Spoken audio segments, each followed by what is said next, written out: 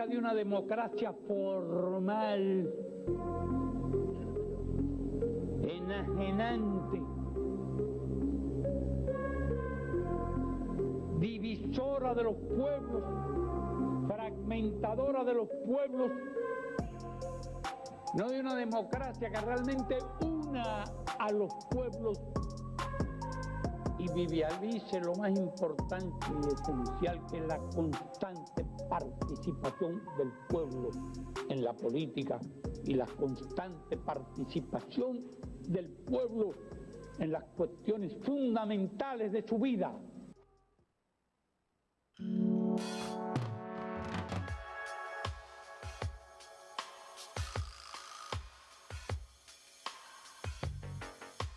Buenas, continuamos aquí en el programa 144 y nos adentramos en el segmento editorial, que en el día de la fecha vamos a estar hablando sobre salud mental. Estoy aquí con Seba. ¿Cómo estás, Seba? Hola, ¿cómo va? Muy bien, gracias por invitarme otra vez. Esta vez a hablar de otra cosa. Que él es, médico psiquiatra, ¿no? Exactamente. Sí. No sé si querés contarnos acerca de tu profesión, ¿de qué se trata la psiquiatría? Bueno, la psiquiatría es más que nada el estudio de lo que serían los pensamientos y las conductas, básicamente, ¿sí? Sobre todo de las formas en las que eso se manifiesta a través de una persona y su contexto con uno mismo y con el resto. Muchas veces se habla de psiquiatría, psicología, se las confunde. La psicología se encarga mucho más de lo que es el contenido en sí mismo, trabajar sobre el contenido psíquico, y la psiquiatría se encarga un poco más de lo conductual, de lo que sería cómo impacta eso en la persona y en el puertas afuera, en el entorno. Eso es más o menos a grandes rasgos lo que podamos definir. Habíamos pensado hoy hacer como una introducción al tema, porque la salud mental es algo muy delicado, sobre todo acá en Argentina, que tenés un acceso bastante limitado, no solamente por lo que sería la poca cantidad de dispositivos de salud mental, sino por lo económico, porque la gran mayoría de ellos son instituciones que son privadas. En Córdoba, por ejemplo, hay una sola que es pública. Hay otras instituciones públicas que son polivalentes, que tienen algunas camas de internación para psiquiatría o tienen algún equipo de psiquiatría, pero son mucho menos que las privadas.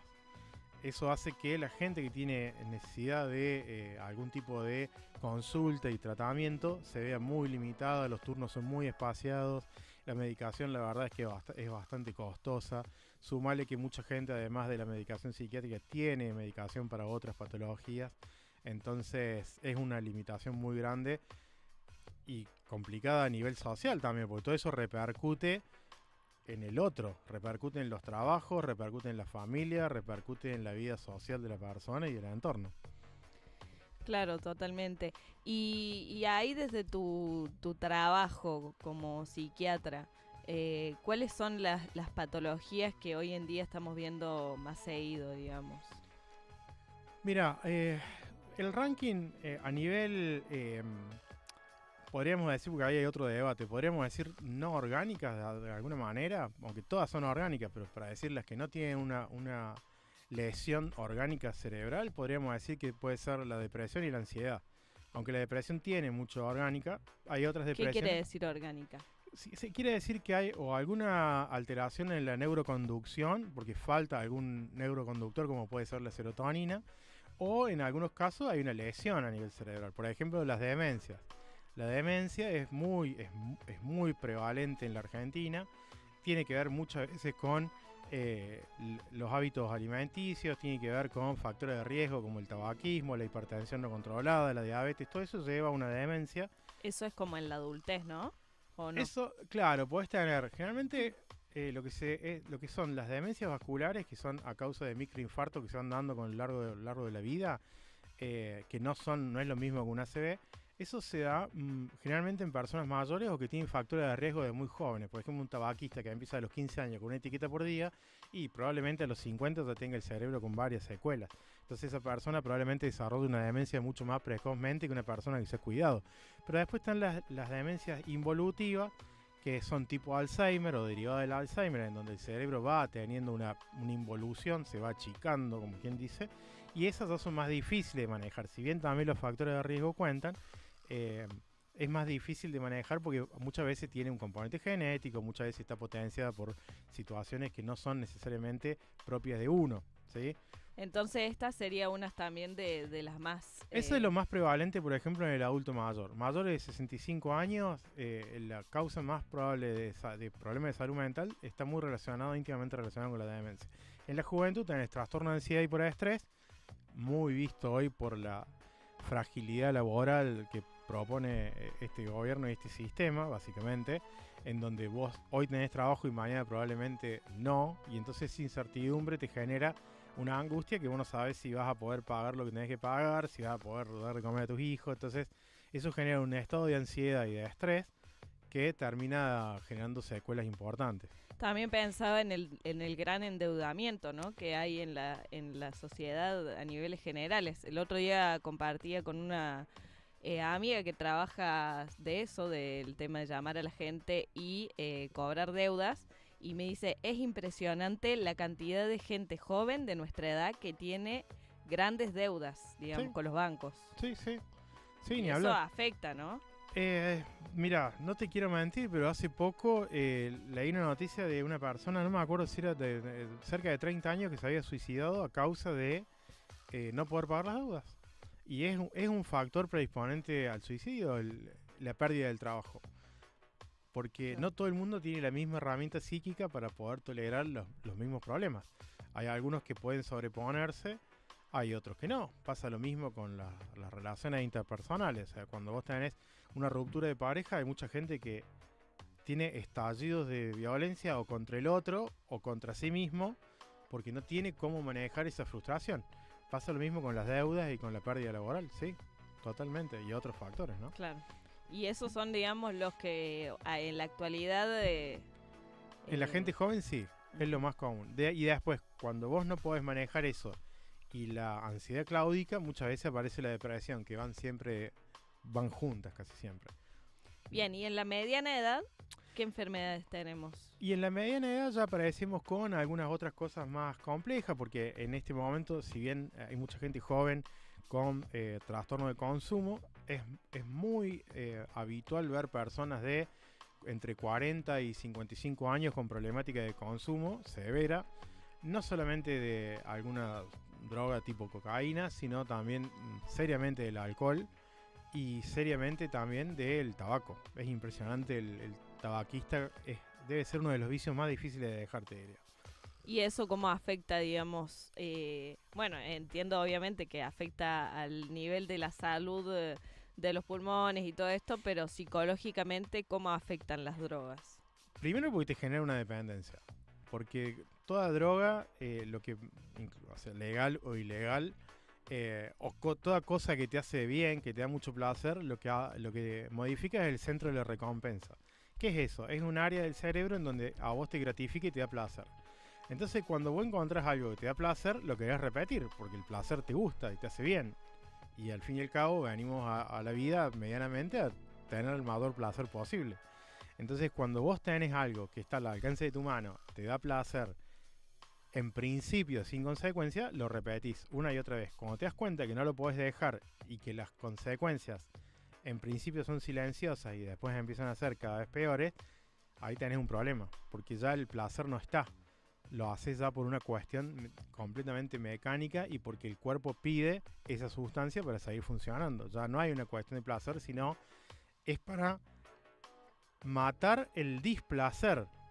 ¿Me entendés? Porque te genera tanta incomodidad la abstinencia, te sentís tan mal con la abstinencia que vos empezás a consumir para no sentirte mal. Eso es un reforzador negativo. Un reforzador negativo es cuando hay algo que vos lo haces para no sentirte mal, no es para sentirte bien, sino para no sentirte mal. Bueno, eso funciona y es un círculo que se va moldeando y queda por años. ¿Y eso desde la psiquiatría tiene tratamiento? Y mira, los tratamientos son largos, interdisciplinarios, casi siempre requieren internación. Ponele que para el tabaquismo medianamente la podés pelear en un tratamiento ambulatorio, pero para lo que es drogas, cocaína, marihuana, opioides, y para lo que es alcohol, necesariamente es con internación. Claro. Es internación, por lo menos 30, 40 días. Primero, las primeras etapas es para desintoxicar y después tenés una segunda etapa que es para un tratamiento que te vaya medianamente reemplazando el placer que te da esa droga y el no sentirte tan mal. El tema es que tenés una recaída de aproximadamente del 70%. O sea, de 100 personas que entran a un tratamiento, 7 vuelven a consumir. Claro, es muy complejo. Es muy complejo. Y con respecto a la demencia senil, ¿tiene tratamiento?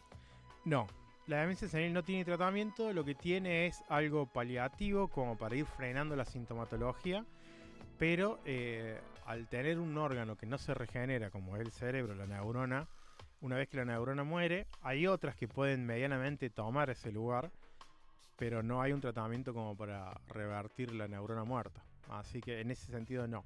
Sí hay factores que pueden ayudar a que se siga avanzando el deterioro. Existe un poco de medicación que medianamente te sostiene, cambiar hábitos de vida, lo cual también en la Argentina es difícil, mantener una dieta saludable, mantener una actividad física diaria. Y lo que podés medianamente hacer también es estimulación neurocognitiva.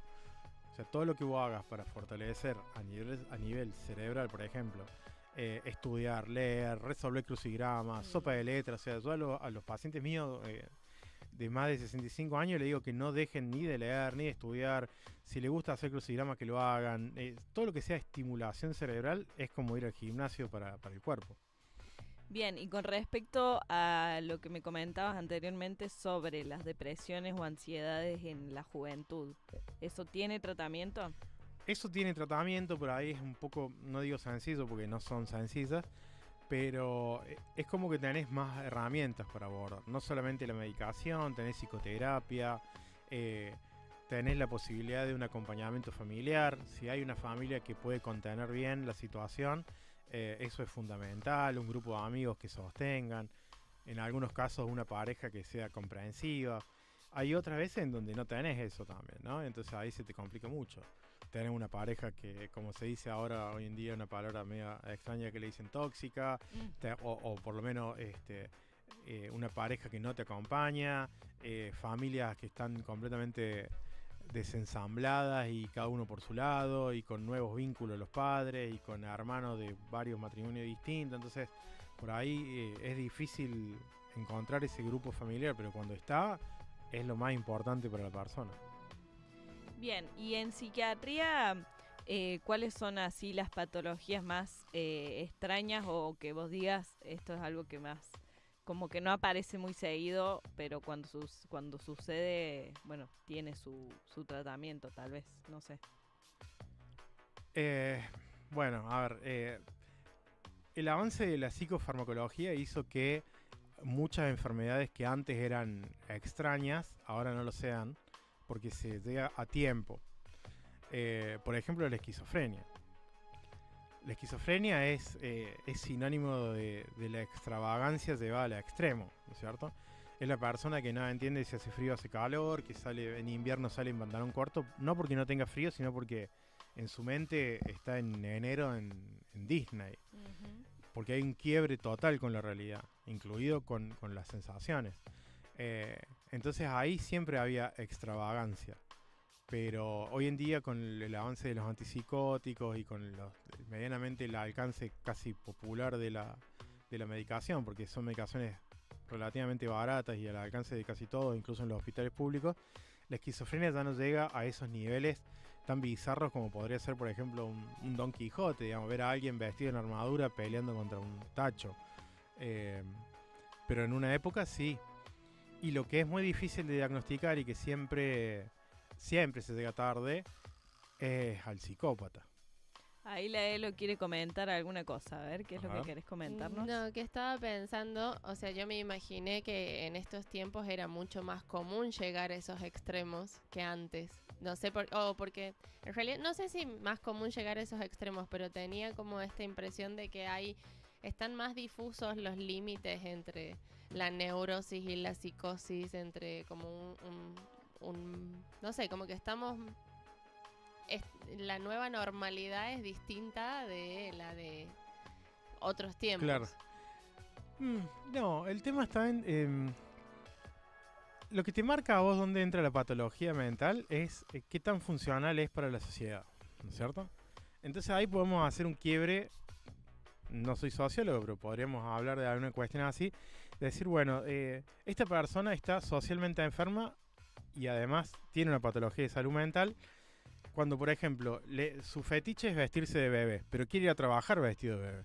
Y va en el colectivo vestido de bebé. Porque eso, por ejemplo, son noticias que uno ve del mundo que dice, fulano de tal llega del trabajo a su casa y se viste de bebé. Bueno, si en su trabajo está vestido acorde a la situación, realiza su trabajo acorde a la situación, no tiene ningún tipo de conflicto con sus compañeros de trabajo ni con el entorno donde él se desarrolla, y llega a su casa y se viste de bebé porque es su placer, ahí no estamos hablando de, por ejemplo, una esquizofrenia. El esquizofrénico iría vestido de bebé y hablaría como un bebé en el trabajo porque está con una ruptura de la realidad. El que hace eso en su casa, ahí ya podemos hablar de perversiones, por ejemplo, ¿sí? O de fetichismo, o de otro tipo de situación. Pero, entonces, una vara que tenemos, digamos, hoy en día para medir si la gente está loca o no es si puede ir a trabajar. A ver, O sea, el digo, término si está loco, ¿no? estandarizado. No quedó- nos gusta quedó decirle vetusto. loca a la gente. Claro, quedó vetusto porque quién está loco y quién no. O sea, hay Claro. una línea que es muy Bueno, difícil. está normal, digamos. Si puede ir a Bueno. trabajar, está normal.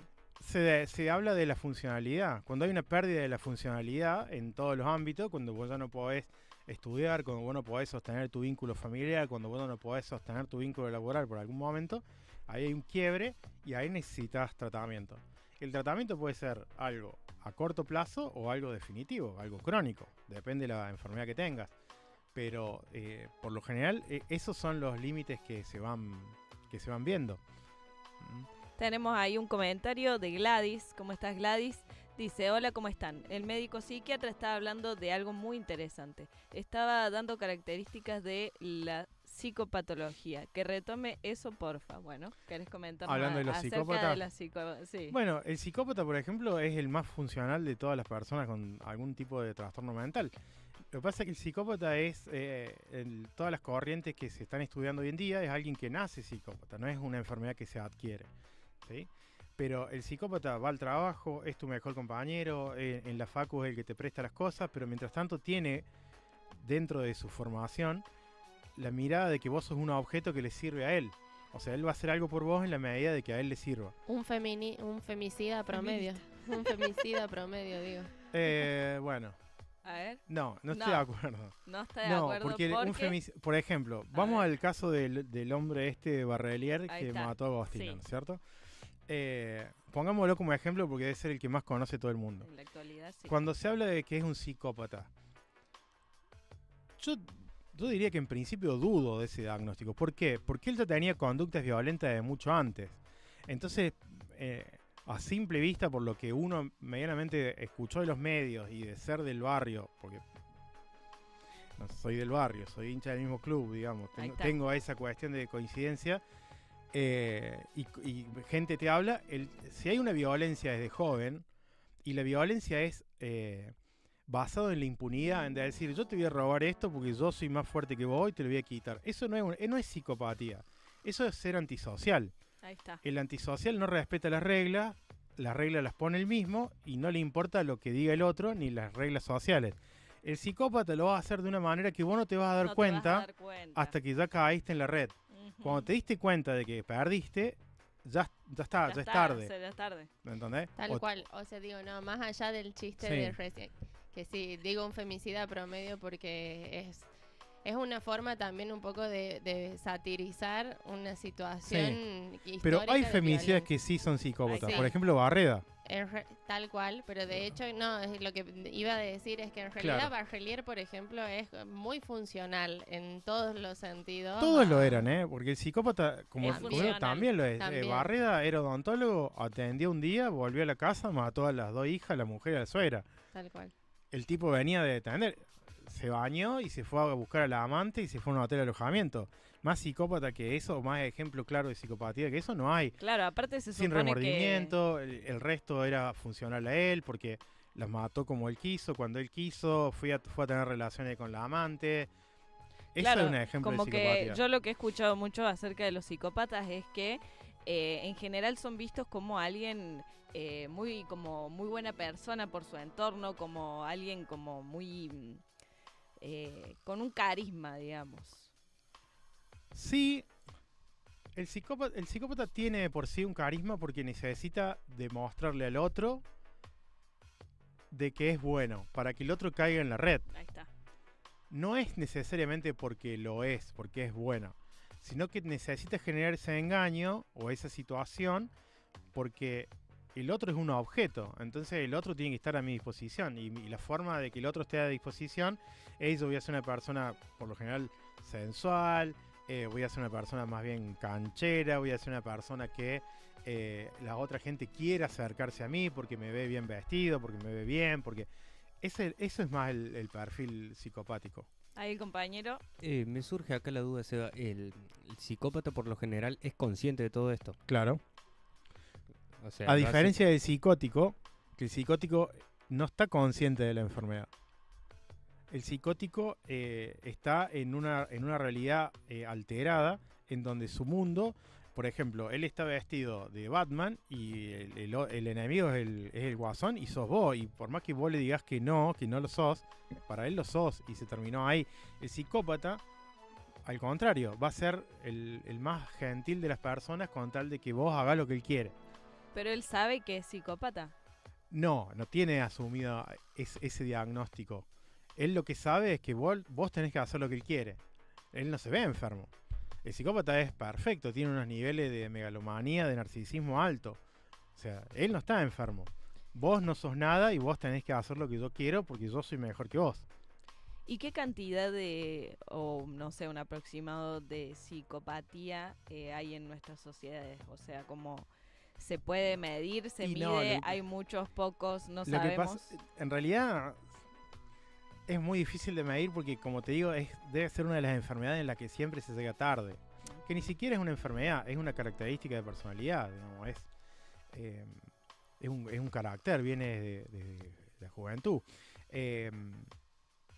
Y siempre se llega tarde porque se llega cuando se cometió el hecho. Claro. No necesariamente hablamos de que el hecho sea algo homicida, sino que ya se consumó la estafa, ya te quitó la casa, ya te puso el auto a nombre de él. Cuando te diste cuenta, ya está.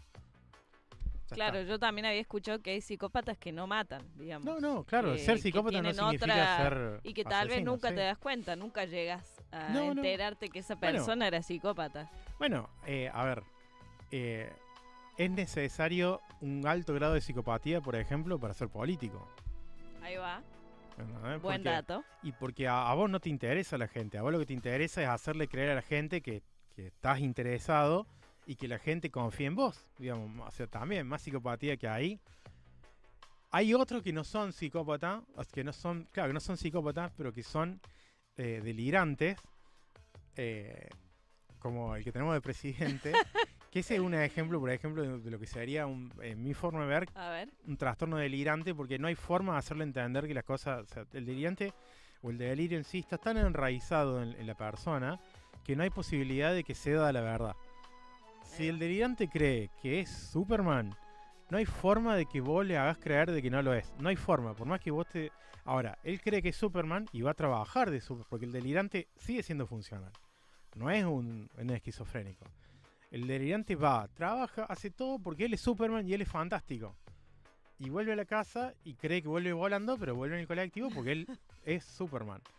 El tema está en que no le vas a hacer creer nunca que no lo es. Entonces, la persona que tenemos de presidente, me considero que es un delirante, porque en su delirio de la manera en que maneja las cosas y que no hay nadie que lo haga cambiar, esa testarudez, esa necedad, esa idea de que vamos para allá aunque nos estemos hundiendo, pero vamos a seguir para allá, eso es un delirio.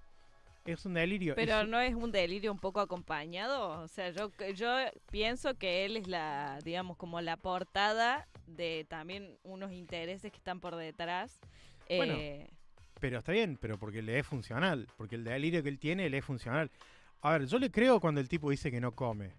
Y yo le creo cuando el tipo dice que a él la plata no le importa. Porque no es su finalidad la plata, como la de algunos otros que están. O casi todos los que están.